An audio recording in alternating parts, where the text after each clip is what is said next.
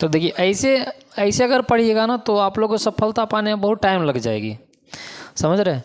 एक तो वक्त लग जाएगा और मालूम नहीं कि अभी आपके अंदर में जो जोश है, जो पढ़ने की जो चाहत है एक तो पूरा है नहीं, और जो थोड़ा बहुत भी है तो क्या पता कि जब आपकी समय बीता चला जाएगा, जब आपकी उम्र ढलता चला जाएगा और वो वक्त आ जाएगा जब आपके ऊपर जिम्मेदारियां का बौछार आ जाएगा, तो क्या मालूम कि आप टिक पाइएगा कि नहीं, इस कंपटीशन में टिक पाइएगा कि नहीं। जब तक आपके पास जिम्मेदारियां नहीं आई है ना, तब तक आपके पास एक बहुत बड़ी अपॉर्चुनिटी है कि आप जिम्मेदारियां आने से पहले आप सफल हो जाओ। हर कोई अंत तक नहीं लड़ता है, समझ रहे हैं। लड़ने वाला ही हमेशा इतिहास लिखता है, ये बात जान लीजिए। और लड़ता कौन है? लड़ता वो है जिसके जीवन में लड़ने के अलावा कोई दूसरा ऑप्शन ही नहीं बचता है। एक बात ठान लीजिए, जो जितना गरीब होता है ना, भगवान उसमें लड़ने की ताकत कहीं ज़्यादा देती है। इसलिए उसमें लड़ने की ताकत ज़्यादा होती है क्योंकि वो इतना गरीब होता है कि उसके पास लड़ने के अलावा कोई दूसरा ऑप्शन ही नहीं बचता है। मनोज कुमार शर्मा के बारे में आपने 12th फेल देखा फिल्म। मनोज कुमार शर्मा के पास क्या था? कुछ भी नहीं था। घर में उसके पास खाने तक के लिए कुछ नहीं था। उसकी दादी उसके वो कहाँ से पैसा जमा करके दी, फिर वो ग्वालियर गया भी तो वो पैसा चोरी हो गया। अब उसके पास लड़ने के अलावा दूसरा कोई ऑप्शन ही नहीं था, लौटने तक का ऑप्शन नहीं था। वो बंदा जिसको यूपीएससी का यू नहीं पता था, आईपीएस का आई नहीं पता था, और वो सिर्फ एक ही बात जानता था, वो है अपनी ज़िंदगी में लड़ना, सफलता तक पहुंचना। और आपने देखा वो आईपीएस कई बार वो असफल हुआ और आखिर में आईपीएस बन गया। जो बंदा 12th फेल हो सकता है और वो यूपीएससी टॉप कर सकता है, वो टॉप करने का वजह क्या था? वजह ये था कि वो सिर्फ लड़ना जानता था। उसके पास एक मोबाइल तक नहीं था, एक छोटा फ़ोन था, वो भी फ़ोन नहीं था। वो भी अगर किसी को कॉल करना होता था तो वो दूसरे के फ़ोन लेकर के वो कहीं कॉल करता था। इसके अलावा वो छोड़ दीजिए, जब इंसान के पास संसाधन की कमी होती है ना, तो वो वस्तुओं को अहमियत देना सीख जाता है, समझ रहे हैं। उसके पास किताब खरीदने की औकात तक नहीं थी। जब अब्दुल कलाम के बारे में जो किताब रखा हुआ था, उसे पढ़ने का बहुत शौक था, लेकिन उसके पास पैसा नहीं था कि वो खरीद पाता। और अचानक से जब उसके पास वो किताब आया तो वो पढ़ने का इतना भूख सवार था। वजह भूख आएगा ही ना, वजह है कि उसके पास दूसरा कोई ऑप्शन ही नहीं है। ना उसके पास खेलने के संसाधन है, ना उसके पास टीवी देखने का संसाधन है, कुछ भी नहीं है। तो वो भूखा था किताब का। और जैसे ही किताब आया उसके पास, वो ऐसे खा गया, जैसे ऐसे चाट गया, जैसे लग रहा था कि वो 1 सप्ताह का 10 दिन का वो भूखा है, जैसे कभी उसे अनाज से पाला नहीं पड़ा है। इस तरह से वो किताब को चाट गया, समझ रहे। बड़े बड़े लाखों बच्चे थे। यूपीएससी का जो कंपटीशन जो था, उस माहौल में लाखों बच्चों के बीच में जिसके पास एक संसाधन नहीं है, पढ़ने के लिए किताब नहीं है, रहने के लिए रूम नहीं है, और इतने बच्चे बड़े बड़े पैसे वाले के बीच में वो बंदा यूपीएससी टॉप किया। वजह क्या था मालूम है? क्योंकि वो गरीब था। इसलिए गरीब होने पे कभी घबराइए नहीं। गरीब होना भी सबकी बस की बात नहीं है, समझ रहे ना। गरीब बंदों में लड़ने की ताकत सबसे ज़्यादा होती है। लेकिन अगर आप अपने लिए लड़े तो, अगर आप अपने कैरियर के लिए लड़े तो, जितना आपके पास संसाधन की कमी होगा ना, उतना आप वस्तुओं को अहमियत देना सीख जाइएगा। जैसे अभी देख लो, अभी आप लोगों के पास मोबाइल है, ये संसाधन हो गया है। अब किताब भी संसाधन है, मोबाइल भी संसाधन है।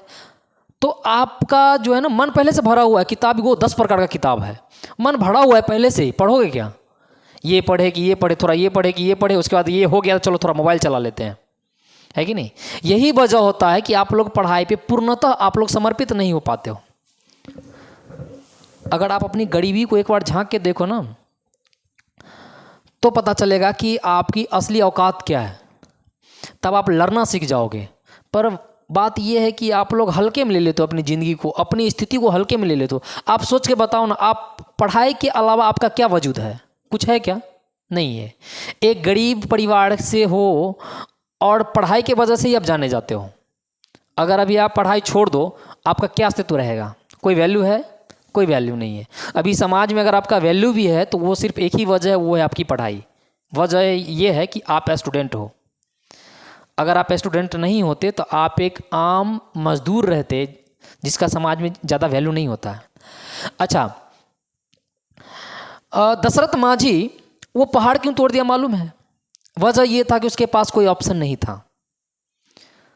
वजह ये था पहाड़ तोड़ने का कि वो अपने बीवी से बहुत ज़्यादा प्यार करता था, समझ रहे ना। और जब किसी बंदे के जब जिसे ज़्यादा प्यार करता है अगर वो छीन जाए ना तो उसके पास दूसरा कोई ऑप्शन नहीं बचता है लड़ने के अलावा। और इसीलिए उसने पहाड़ को भी तो आप देखिए ना, आप हौसला देखिए। हौसला एक ऐसी चीज़ है कि दुनिया के कितनी बड़ी भी ताकत हो उससे वो लड़ना सिखा देता है, और जो लड़ता है वही इतिहास लिखता है। इतना बात समझ लीजिएगा। आप देखिए ना, कोई कहता है कि हम इतना बड़ा ताकत है, हम शेर से लड़ गए। कोई कहता है कि हम ग्रेट खल्ली से लड़ गए, हम अंडरटेकर से लड़ गए। अब भाई मांझी से भी कोई ताकतवर होगा क्या? वो पहाड़ से लड़ गया, इससे बड़ा कोई ताकतवर होगा? तो सबसे बड़ी मुझे दिखता है, आप लोगों में मुझे दिखता है कि अगर आप लोग कंसिस्टेंसी के साथ, धैर्य के साथ, अगर आप लोग सिर्फ किताब से प्यार कर लो, अगर आप लोग के दिमाग में बैठ जाए ना कि मैंने बीएसएससी का फॉर्म भरा है और मुझे फरवरी में निकालना है, समझ रहे हैं? आपके अगर यहाँ जहन में बैठ जाएगा ना कि मुझे बीएसएससी फरवरी मार्च में एग्ज़ाम होगा तो मुझे उसमें टॉप करना है, अब इसके लिए क्या क्या मुझे करना पड़ेगा, रीजनिंग का जितना भी सवाल आ जाए हम चाट जाएंगे उसको, चाहे कैसा से कैसा भी सवाल आ जाए। अगर आपके जहन में ये आ जाएगा ना तो आप लोग रीजनिंग एकदम मतलब पागलों की तरह पढ़ोगे। जीके जीएस आप जो भी टॉपिक उठाओ, पर्वत उठाओ तो पर्वत से कहाँ से सवाल आएगा भाई? फ़ोन जो है ना वो काम का चीज़ है, वो इंटरटेनमेंट का चीज़ नहीं है, लेकिन आप लोग फ़ोन का दुरुपयोग करने लगते हैं। पर्वत मैंने पर्वत पढ़ाया, जहाँ से सवाल मेरा चीज पढ़ा हुआ बन रहा है तो वो बनाइए, जहाँ से नहीं बन रहा है वहाँ से आप फ़ोन का सहारा ले लीजिए। लेकिन पर्वत से जहाँ से भी आए सवाल छूटना नहीं चाहिए, उसको चाट चाहिए। तो आप अगर एक टॉपिक कंप्लीट कीजिएगा ना तो आपका जो अंदर का कॉन्फिडेंस लेवल है ना वो 200 गुना बढ़ जाती है। और जिस दिन ये पागलपन आ जाएगी ना तो समझ लो कि आप लोग, हम आने वाला समय में मुझे लगता है कि आप लोग बीएसएससी क्रैक करने वाले हो। आप लोग में वो चीज़ दिखता है, पर कहीं ना कहीं मुझे डर लगता है कि जब आप लोग फ़ोन चलाते हो ना तो मुझे डर लगता है कि ये लोग कहीं राह से भटक ना कहीं जाए। कभी कभी मुझे खुद खराब लगता है। मालूम है, आप लोग से कभी कभी ज़्यादा एनर्जेटिक हम हो जाते हैं। कभी कभी आप लोग के बारे में सोचते हैं ना तो मुझे लगता है कि क्या करें इन लोगों के लिए, हम पागल हो जाते हैं। मुझे लगता है कि हम क्या करें कि हम आप लोगों को बीएसएससी हर हाल में मत क्रैक करवा दें, पर मेरे बस की बात नहीं है, क्योंकि मैं कुछ चीज़ों को कवर करवा सकता हूँ, समझ रहे ना। बाकी चीज़ आप लोगों के ऊपर है, और हर इंसान में वो कैपेसिटी होती है कुछ करने की। वजह ये होता है कि आप इसको पहचानिए। ये दुनिया का सबसे पावरफुल चीज़ ये ब्रह्मांड है, समझ रहे हैं ना, बहुत बड़ा पावरफुल है, इसका यूज करना सीखिए। इसमें इतना चीज़ भरा पड़ा है लेकिन लोग इसका यूज नहीं करते, इसका इस्तेमाल नहीं करते हैं, समझ रहे हैं ना। आप लोग अब क्या बताएं आप लोगों को, पर सच पूछिए तो मुझे बहुत कुछ दिखते रहता है कि आप लोग इतना दूरी तय कर चुके हो। इसलिए मैं कितना बार मैंने बताया है, इसलिए मैं जब भी आता हूँ ना, चाहे 10 दिन बाद भी अगर आता हूँ तभी मैं यही सवाल पूछता हूँ कि रीजनिंग कितना तक कंप्लीट हुआ, समझ रहे। अगर आप लोग का रीजनिंग कंप्लीट हो जाएगा ना तो जीके जीएस हम धीरे धीरे उस ट्रैक पर लाएंगे आप लोगों को। थोड़ा सा कंपटीशन कम है, ये अंशु लोग रहता तो थोड़ा सा कंपटीशन और बढ़ जाता, पर कंपटीशन कम है, इसके वजह से आप लोग हल्के में ले लेते हो क्लास को। नहीं तो आप लोग को कभी कभी ऐसा हुआ कि ना आप लोग को इधर लाके ये डाल देंगे कान में और बोलेंगे पूरा लेक्चर बोलो भाई, तब मज़ा आएगा, समझे। चलिए आज हम लोग आइसलैंड पढ़ लेते हैं। चलिए, क्या होता है आइसलैंड, मालूम है किसी को? Do you know about Iceland?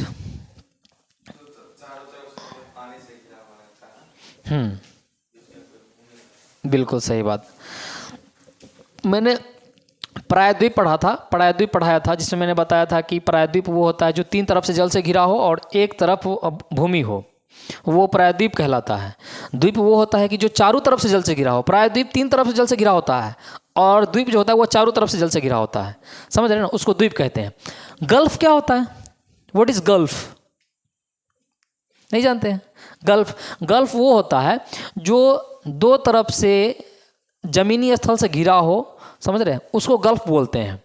जिसके सामने कोई द्वीप ना हो लेकिन 2 तरफ से जल से घिरा हो उसको गल्फ बोलते हैं। जैसे ये देखिए, ये अरब सागर है, ये पूरा अरब सागर है और ये यहाँ तक पानी है, तो ये इधर से भी स्थल भाग है, इधर से भी स्थल भाग है, इसलिए गल्फ कहलाता है। समझ रहे हैं ना?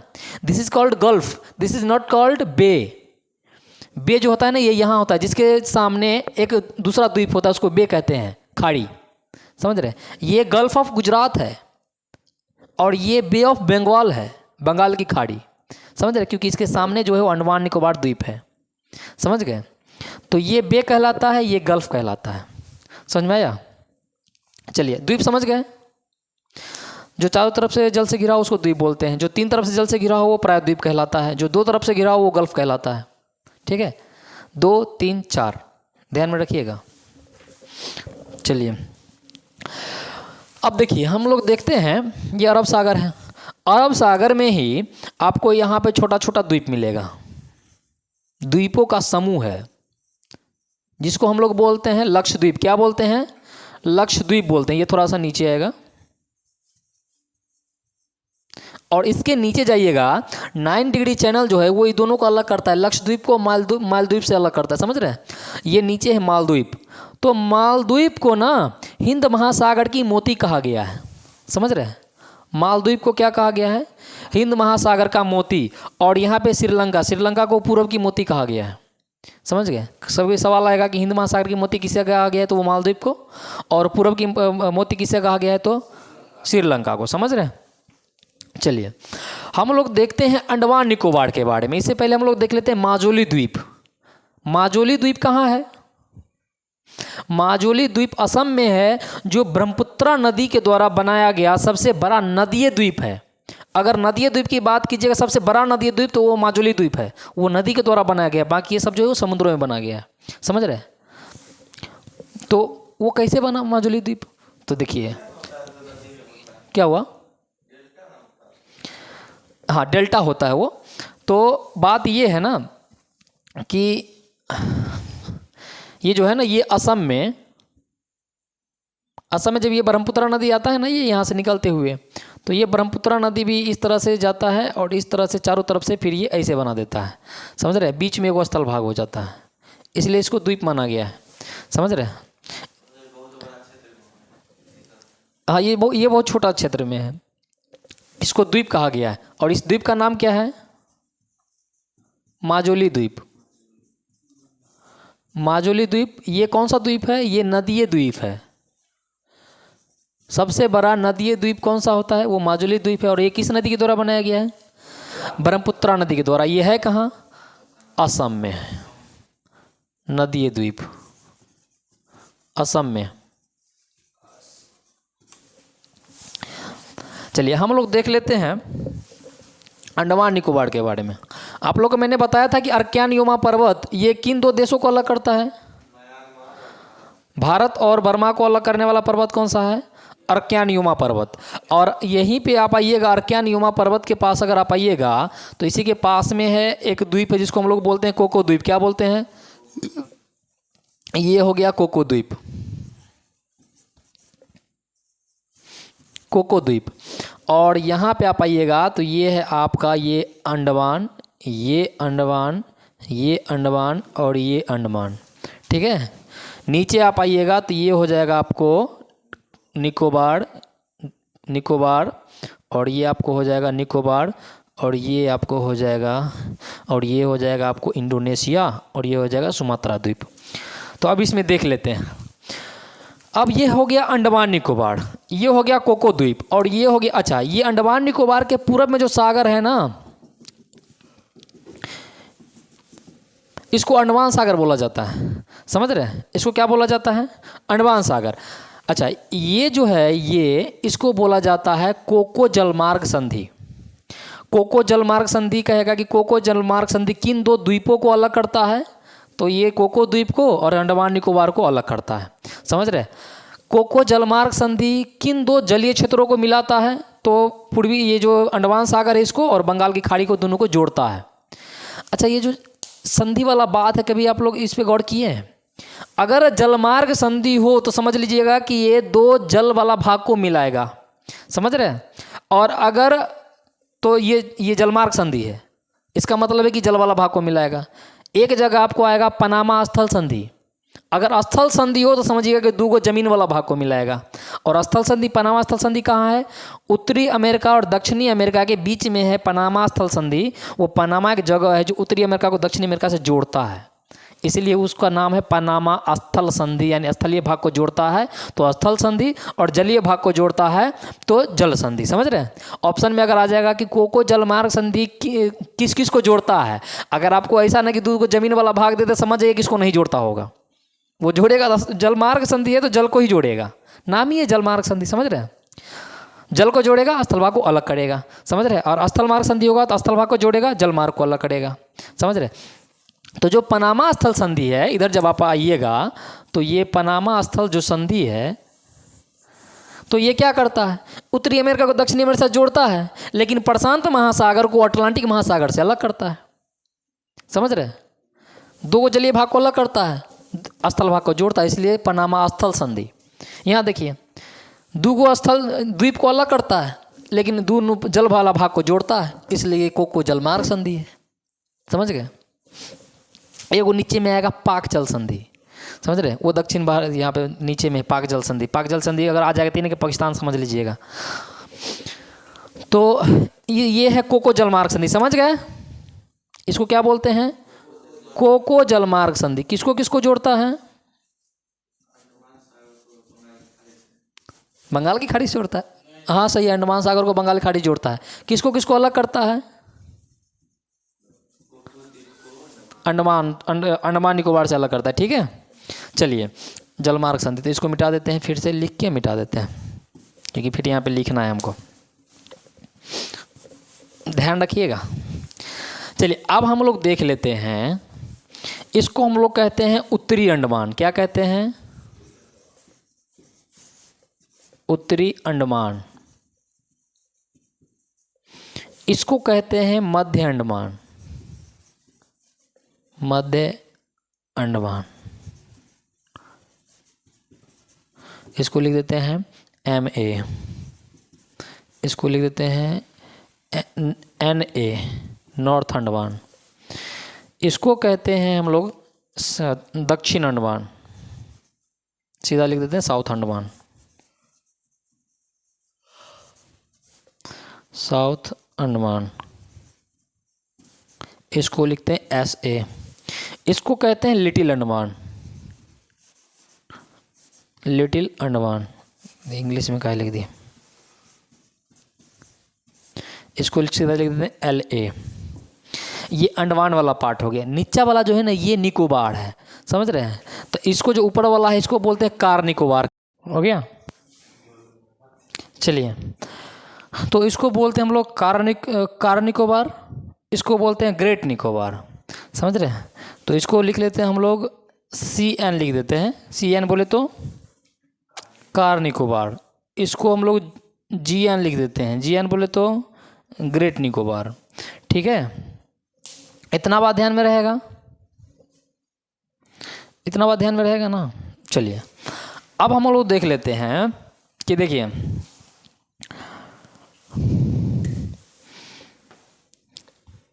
इसको मिटा देते हैं। नाम एक बार आप लोगों को याद होना चाहिए। चलिए बोलिए, तो इसको क्या बोलते हैं? इसको हाँ दक्षिणी या साउथ अंडमान, इसको लिटिल अंडमान, इसको कार निकोबार, इसको ग्रेट निकोबार, और ये सुमात्रा द्वीप।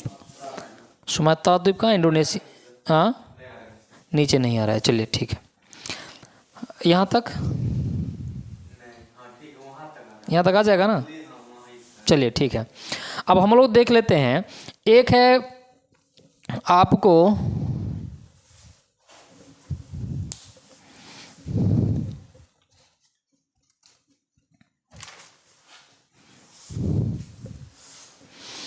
चलिए इससे पहले हम लोग देख लेते हैं। देखिए एक हो DSL। DSL क्या है? तो देखिए यहाँ पे लिख देते हैं DSL। DSL का मतलब होता है एक डेक्कन चैनल होता है जो साउथ अंडमान को लिटिल अंडमान से अलग करता है। समझ रहे हैं?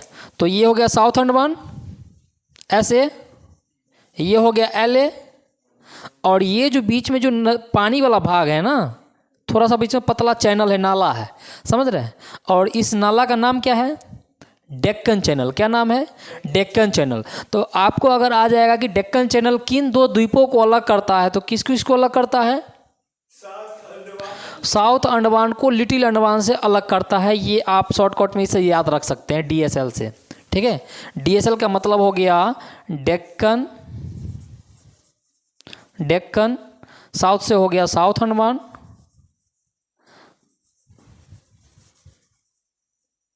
अंडमान, और L से क्या हो गया? लिटिल अंडमान।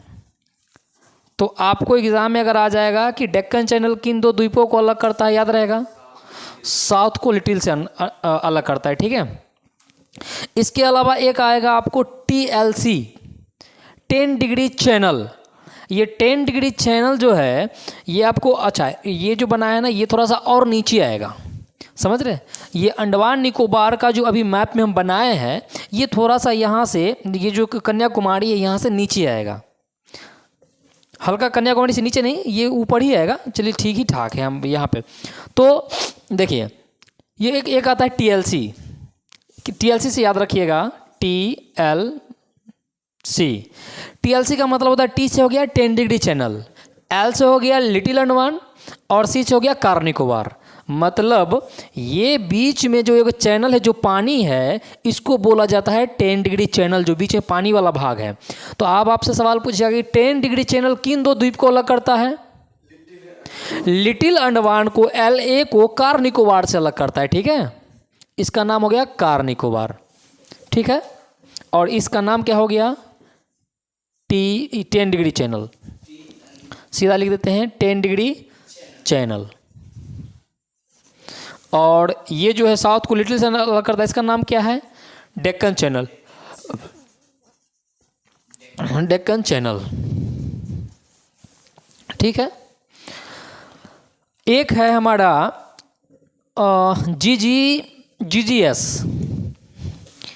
GGS का मतलब क्या होता है, ये सिर्फ शॉर्ट में याद रखिएगा। GGS का मतलब है ग्रेट निकोबार, ये ग्रैंड चैनल, ग्रेट निकोबार, और ये सुमात्रा द्वीप, ठीक है। तो ये है हमारा ग्रैंड चैनल। ये क्या है? Grand channel. ये भी पानी है, समझ रहे हैं ना, ये बीच में जो पानी है, ग्रैंड चैनल। यहाँ पे, चलिए यहाँ पे लिख देते हैं ग्रैंड चैनल। तो ग्रैंड चैनल किसको किसको अलग करता है? सुमात्रा द्वीप को ग्रेट निकोबार से अलग करता है, ठीक है, ध्यान में रहेगा। अब देखिए ये थोड़ा सा जो 10 डिग्री चैनल है, ये ऊपर क्यों आया? नीचे आ सकता था, हाँ? कन्याकुमारी से नीचे आएगा? क्या लगता है आपको? जी ये जो, हाँ, ऊपर जाएगा या नीचे आएगा? कैसे? हाँ बिल्कुल सही बात, यही सुनना चाह रहे थे, समझ रहे हैं ना। क्योंकि कन्याकुमारी जो है वो 8 डिग्री 4 मिनट से गुजरता है, तो 10 डिग्री चैनल नीचे जा नहीं सकता क्योंकि वो ऊपर जाएगा, समझ रहे हैं ना, यही सुनना चाह रहे थे। चलिए ये बात समझ में आ गया? हाँ, अब हम पूछते हैं, बताते जाइएगा, डेक्कन चैनल किन किन किस किस द्वीप को अलग करता है? 10 डिग्री चैनल किस किस को अलग करता है?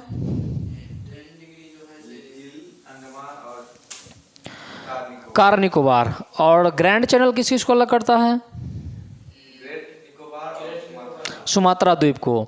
2004 में जो हिंद महासागर में जो बहुत बड़ा तूफान आया था, हिंद महासागर में एक सुनामी आई थी, उस सुनामी की वजह से ये सुमात्रा द्वीप पूरे जलमग्न हो गया था, ये पूरे डूब गया था, समझ रहे?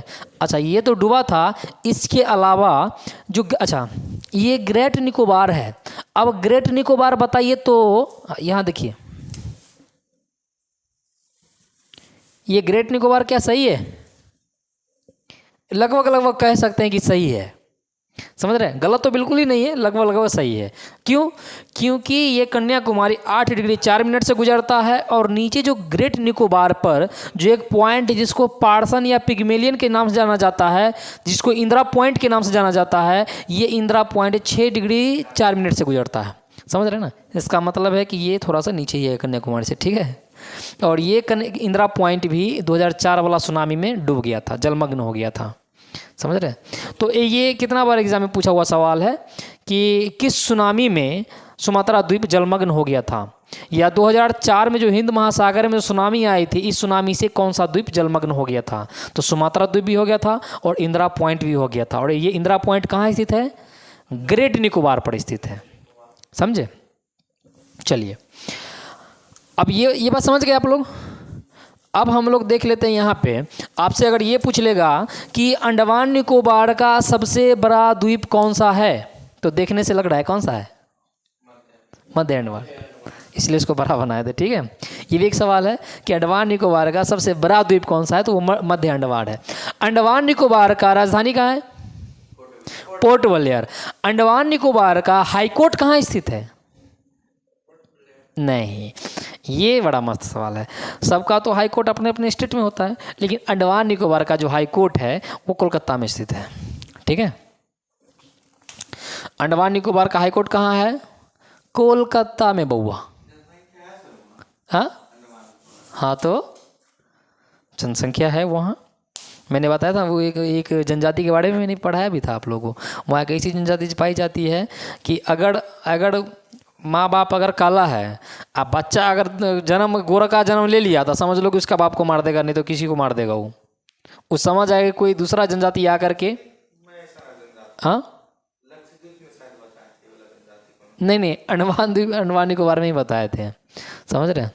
वहाँ किसी को वो जाने का अलाउड नहीं है, अब धीरे धीरे हो गया है, नहीं तो वहाँ डर के मारे कोई नहीं जाता था। दूसरा अगर कोई चला गया तो वो जो जनजाति था वो सबको मार देता था, समझ रहे हैं। वो लोग अपनी कौम को ही अपनी दुनिया समझता है, बाकी किसी से कोई मतलब नहीं रखता था वो लोग। वहाँ एक जनजाति है अंडमान निकोबार में। तो हम लोग देखते हैं ये मध्य अंडमान से कितना सवाल जुड़ा हुआ है। तो मध्य अंडमान पूरे अंडमान निकोबार का सबसे बड़ा द्वीप है, पहली नंबर। दूसरी बात, अंडमान निकोबार में जो सबसे ऊंची चोटी है वो मध्य अंडमान में ही है, सैडल पीक। मध्य अंडमान बताए तो उत्तरी अंडमान में सैडल पीक। इसके अलावा अच्छा, जो अंडमान निकोबार का जो दूसरा सबसे ऊंची चोटी है वो कौन सा है, वो है माउंट थुलियर, समझ रहे। और वो कहाँ स्थित है, वो ग्रेट निकोबार पर स्थित है, ग्रेट निकोबार पर स्थित है। यहाँ ये जो देख रहे हैं इस पे, ये इसका नाम क्या है, माउंट थुलियर, माउंट थुलियर, ठीक है। ये अंडमान निकोबार का दूसरा सबसे ऊंची चोटी है, ठीक है। चलिए, वीर सावरकर एयरपोर्ट कहाँ है, एयरपोर्ट मध्य अंडमान में, समझ रहे। सेलुलर जेल कहाँ स्थित है, मध्य अंडमान में। अब तो बताइए कीजिएगा, कहे कि हम पहले बोल दिए कि मध्य अंडमान से जो जुड़ा हुआ सवाल है, तो मध्य अंडमान तो बोलवे कीजिएगा। काले पानी की जेल किसे कहा गया है, सेलुलर जेल को, और वो भी कहाँ है, मध्य अंडमान में, समझ रहे ना। चलिए, तो ये सब लिखना पड़ेगा, ये सब समझ गए। हाँ चलिए ठीक है, ये आप लोग समझ गए। इसके अलावा हम बता देते हैं कि 1943 में 30 दिसंबर 1943 को पहली बार अंडमान निकोबार पर तिरंगा झंडा फहराया गया था, समझ रहे हैं। इससे पहले, सबसे पहले ये जो अंडमान निकोबार जो द्वीप समूह है ये मराठों के अधीन था, ठीक है। मराठों से जब अंग्रेज का दबदबा हुआ यहाँ, तो अंग्रेजों ने इसको अपने अधीन कर लिया। उसके बाद अंग्रेज से फिर जब सेकेंड वर्ल्ड वॉर हुआ, तो सेकेंड वर्ल्ड वॉर में जापान ने इस पर विजय प्राप्त किया, अंडमान निकोबार को अपने कब्जा में ले लिया। और जब सुभाष चंद्र बोस भारत के आज़ादी के लिए जब देश विदेश जब वो भटक रहे थे कि भारत को कोई सैन्य सहायता के लिए, तो उसी दरमियान जापानियों ने ये जो अंडमान निकोबार जो द्वीप समूह है वो सुभाष चंद्र बोस को दिए थे, समझ रहे। और तब जाकर के 30 दिसंबर 1943 को तिरंगा झंडा फहराया गया था। तो आपसे अगर ये सवाल आ जाए कि अंडमान निकोबार पर सर्वप्रथम पहली बार झंडा कब फहराया गया था, 30 दिसंबर 1943 को। ठीक है, चलिए, यही वजह है कि 30 दिसंबर 2018 को श्री नरेंद्र मोदी ने क्या किया था कि 3 द्वीप है उसका नाम बदल करके दूसरा नाम रखा है। तो वो कौन कौन सा द्वीप है, तो देखिए, ये जो देख रहे हैं अंडमान निकोबार, ये एक द्वीप समूह है। छोटा छोटा द्वीप का बहुत सारा द्वीप मिलके एक द्वीप समूह बनाया है, समझ रहे हैं, जिसमें से बहुत सारा है और बहुत सारा का नहीं पता है। एक इसी का एक द्वीप समूह है जो यहाँ से, इससे बहुत दक्षिण में स्थित है यहाँ से, उसका नाम है रॉस द्वीप। क्या नाम है, रॉस द्वीप। हम यहाँ पे लिख देते हैं कि नरेंद्र मोदी ने 30 दिसंबर 2018 को किन द्वीपों का नामकरण किया है। तो 30 दिसंबर 2018 को सीधा लिख देते हैं एनएम समझ आइएगा ना, एनएम के द्वारा 3 द्वीपों का नामकरण किया गया। नामकरण किया गया, तो उसमें से कौन कौन सा है। पहला है रॉस द्वीप, रॉस आइसलैंड। इसका नाम बदलकर क्या रख दिया, इसका नाम बदलकर सुभाष चंद्र बोस के स्मृति में इसका नाम रख दिया गया बॉस आइसलैंड। रॉस आइसलैंड का नाम क्या रखा गया, बॉस आइसलैंड। अच्छा, बॉस आइसलैंड। इसके बाद दूसरा नेल आइसलैंड। नेल आइसलैंड का नाम बदलकर रख दिया गया शहीदी आइसलैंड। शहीदी आइसलैंड क्यों रखा गया, क्योंकि सुभाष चंद्र बोस जब शहीद हो गए थे उसके स्मृति में ये नील आइसलैंड का नाम बदल के क्या रख दिया गया, शहीदी आइसलैंड, शहीदी द्वीप। एक है हैवलॉक। हैवलॉक आइसलैंड का नाम बदल के रख दिया गया स्वराज आइसलैंड। इसका नामकरण कब किया गया था, 18 को। इसका नाम रख दिया गया स्वराज। हिंदी में लिख दे तो ज़्यादा सही रहेगा, दिमाग में बैठेगा। स्वराज द्वीप, इसका शहीदी द्वीप, शहीदी द्वीप। शहीद हो गए थे इसलिए नाम क्या रखा गया था, शहीदी द्वीप। और वो बहुत सही है इंग्लिश में ही, ठीक है, ध्यान में रहेगा, ध्यान में रहेगा ना। चलिए ठीक। इसके अलावा यदि हम बात करें तो आप लोगों को लगभग ये पढ़ा दिए। अब बच गया आप लोगों का लक्षद्वीप और थोड़ा सा मालदीप। ये दोनों से थोड़ा सा क्वेश्चन बनता है, यहाँ से बता देंगे। बाकी द्वीप से जहाँ से भी सवाल आएगा, हाँ कुछ छोटा मोटा द्वीप है जो इसके अंदर में है वो बताएंगे। बाकी पहले कल जो पढ़ाएंगे वो लक्षद्वीप के बारे में से स्पेशली पढ़ाएंगे, ठीक है। बाकी लगभग आप लोग का द्वीप से कहीं से भी सवाल आएगा तो वो नहीं छूटेगा, ठीक है। चलिए ओवर कर दीजिए,